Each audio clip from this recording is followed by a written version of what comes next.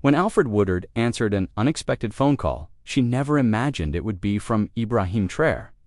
And what he said next moved her to tears instantly. It was a quiet Tuesday evening in Los Angeles. The sunset painted the sky in soft pinks and oranges as she sipped her tea and scrolled through her phone. Then it rang. She didn't recognize the number at first. She hesitated. Unknown numbers often brought nothing but bad news or spam, but something inside her nudged her to answer. "Hello," she said, her voice calm but curious. "Good evening, Ms. Woodard," came a warm, accented voice on the other end. "This is Ibrahim Traoré, President of the Transition of Burkina Faso. I hope I'm not disturbing you." Alfre froze. She knew his name. Everyone did. The young leader who'd made headlines for his courage and humility. But why was he calling her? "I'm sorry," she stammered. He chuckled softly. "I understand your surprise, but I've wanted to speak to you for a long time. There's something I must say to you from my heart." Alfre clutched her chest, a strange unease settling in. What could the president of a country halfway across the world possibly want to tell her? There was silence on the line for a moment, broken only by the faint hum of static. "I'll be honest," Ibrahim continued gently. "This is not a call I planned. Through staff or schedule, it is something personal and overdue." Alfre swallowed hard. "I'm listening," she whispered. "U.S.?" Alfred's breath hitched. "When I was a boy and had nothing but doubt and hunger, and I saw you on screen, and for a moment I believed someone, like me, could dream bigger." Alfred's eyes welled up. On the other end, Ibrahim paused. "I had to call," Alfre wiped her tears as Ibrahim continued speaking. "I remember one night he said, I was 12, my father had been killed. My mother had nothing to feed us, and I was ready to give up. But there you were, in a film on a neighbor's little TV. Strong, brave, beautiful. And I thought, if she can be seen, maybe one day, so can I." Alfre closed her eyes, unable to stop the tears now. He took a shaky breath. All the years of working, often overlooked, pushing through doors that seemed locked, saying she had made a difference. "I just wanted you to know. Kindness doesn't always look like much at first, but it can change lives." Alfre sobbed quietly into the phone, her hand trembling. In all her years, no award or recognition had ever touched her this deeply, and somehow she knew. This was only the beginning of what he wanted to tell her. The line between them stayed quiet for a moment. Then Ibrahim's voice came again, softer now. "There's something I never told anyone," he admitted. "To be strong, that a leader doesn't show weakness. But every night, when I feel the weight of it all, I still hear your voice in my head." Alfred's brow furrowed, her heart heavy. "My voice?" she asked. He let out a faint laugh. "In that one film where you told the young boy, we are more than what they say we are. We are more than what we even believe." That line stayed with me. When the whole world doubted me, I repeated it to myself, over and over. And here I am now. Alfre pressed a hand to her mouth, overwhelmed. To think a single line she delivered decades ago had carried him through his darkest nights. "Ibram," she whispered, unable to say more. "Don't cry just yet," he said warmly. "There's more I need to tell you. Things you deserve to hear," he continued. "I grew up in a village with no running water. We walked barefoot to school. Many nights we had no food, but my mother would gather us around the radio, and we'd hear stories from far away about people like you. You made me believe that even a boy with no shoes could stand tall one day." Alfred's tears streamed freely now. "I didn't know anyone was watching me like that." "We were," Ibrahim said gently. "All of U.S. children you'll never meet, but who found hope because you dared to shine when the world told you not to." Alfred's chest felt tight, her emotions raw. "That's why I called Kindness Doesn't Die, Miss Woodard. It grows even where no one expects it." For a long time, neither of them spoke, but across thousands of miles, they both felt a connection neither could put into words. Finally, Ibrahim said, "There's one more thing I want to share with you, something I've carried with me since I was 16. Faster, I wrote you a letter back then," he said quietly. "I never sent it. I thought it would never reach you or you wouldn't care, but I kept it in my wallet all these years." Alfre gasped softly. "You wrote me?" she asked. "Yes," he replied. "A little boy from Burkina Faso who dreamed of more wrote to the woman who gave him courage. I still have that letter folded and worn, a reminder of what hope looks like." Alfred's tears fell faster now. "You're seeing it now," he said. Alfred closed her eyes, letting the weight of his words wash over her. The line was quiet again, as if even Ibrahim needed a moment to gather himself. He inhaled deeply before answering. "It was the night after my brother died. The fighting in our village had gotten worse. I sat under a tree that night and decided I'd had enough." Alpha's hand flew to her mouth, her eyes wet again. Nobody would care. Nobody would even notice. He'd found a scrap of bread and split it in half. He said, "You're our big brother. You can't leave yet." Alfred's tears fell faster. "That's the moment I realized," Ibrahim finished quietly, "that even when we feel invisible, someone is always watching. Someone is learning from us, just like I learned from you." After a long pause, Alfred managed to whisper, "You're breaking my heart, Ibrahim." He let out a soft, sad laugh. "I don't mean to. I just need you to understand." Alfre sat up straighter, holding her breath. "She gave me her scarf," he explained. "She told me, this will remind you who you are when the world tries to make you forget. And every time I feel overwhelmed, I hold it, and I think of her and of you." Alfred closed her eyes, imagining that boy clutching his mother's scarf through nights of hunger and fear. "You mean more than you know," Ibrahim said gently. And somehow, even though they'd never met in person, Alfred felt like she was sitting beside him under that tree in Burkinabe. Alfre finally asked the question that had been building in her heart. "Why? Why tell me all this now?" "I promised that before I left this earth, I would thank everyone who helped me believe in myself, even if they didn't know it at the time." Alfred's tears came in waves now. "And you," he continued, "were the first person on my list." Alfre covered her face with her free hand, overcome with emotion. "I don't know what to say," she choked out. "You don't need to say anything," he replied softly. "Changed the lives of millions." The weight of his words settled between them like something sacred. And for the first time in years, Alfre felt like her life, her work, her very existence had truly mattered. That night, Alfre could hardly sleep. But before they ended their call, Ibrahim made one request. "Tomorrow, if you have time, I'd like to show you something." She hesitated.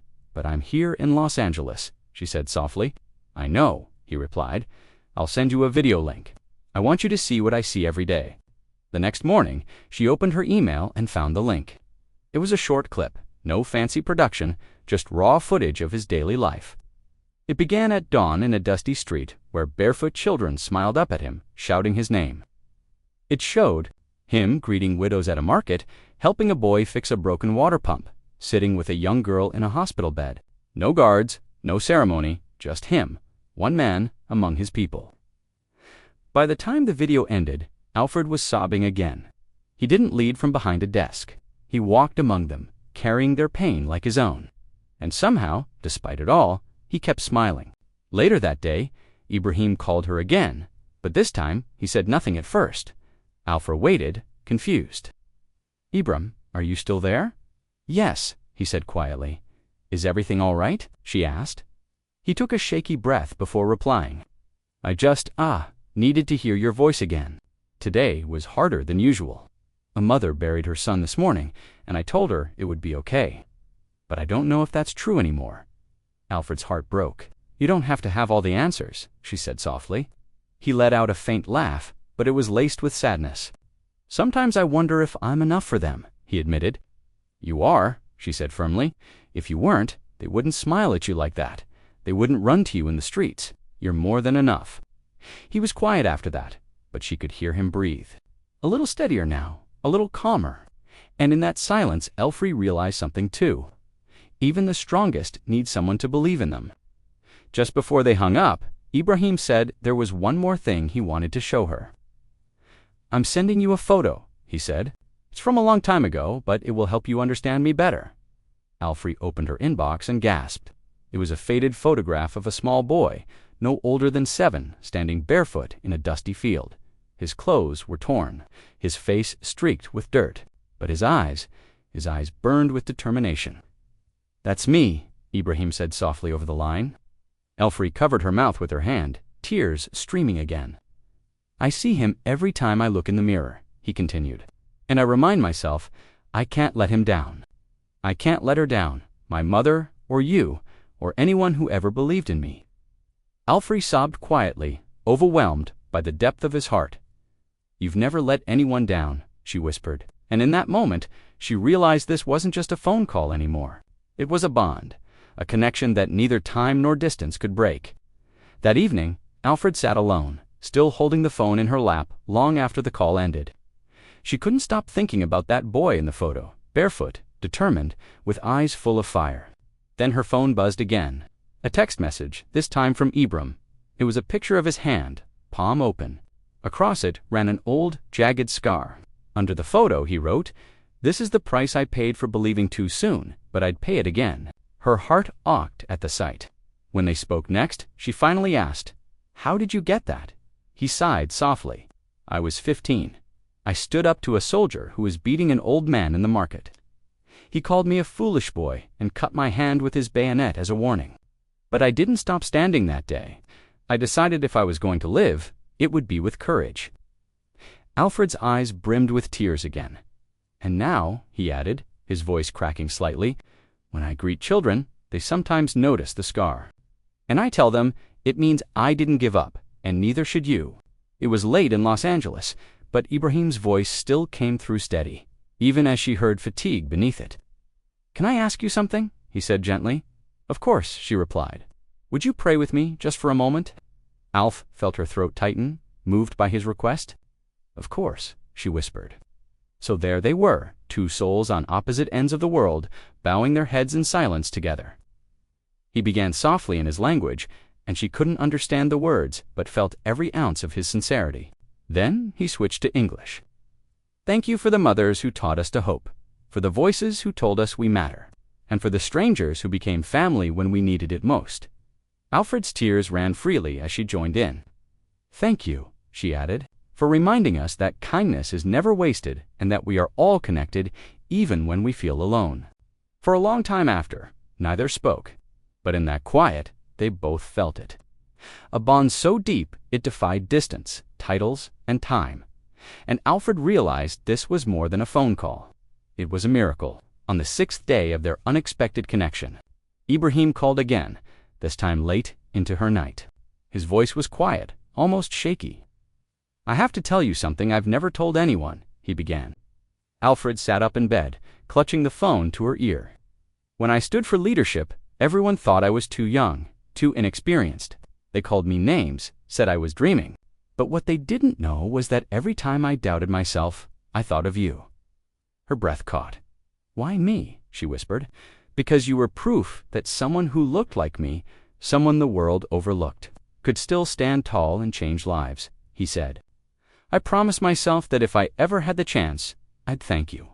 And that's what this call is." Alfred's eyes welled up again. "Your strength, it saved me before I even knew you existed," he added softly. And in that quiet moment, Alfre realized, sometimes the greatest gift we give is simply living our truth. On the 7th day, a package arrived at Alfred's door. No return address, just her name written carefully.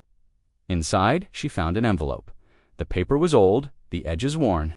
She opened it slowly and began to read. "Dear Ms. Woodard, I am just a boy in Burkina Faso, but I saw you in a movie and it gave me hope. They say someone like me can't dream, but you made me believe I can. One day I will tell you this in person. Until then, thank you for being my light, Ibrahim." Tears fell freely onto the page.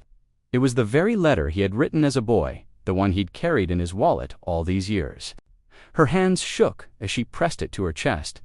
It was proof that kindness never dies, that even the smallest actions can change the course of someone's life forever. That evening, she answered one final call. "Did you get it?" he asked. "Yes," she whispered through her tears. "Then you finally know what you've meant to me," he said warmly. "You planted a seed you didn't even know about. And because of you, millions now have hope, including me." Alfred's heart swelled. "You've already surpassed anything I ever dreamed of being," she told him. And for the first time in years, she felt truly seen, truly appreciated by someone who had every reason to forget her, but never did.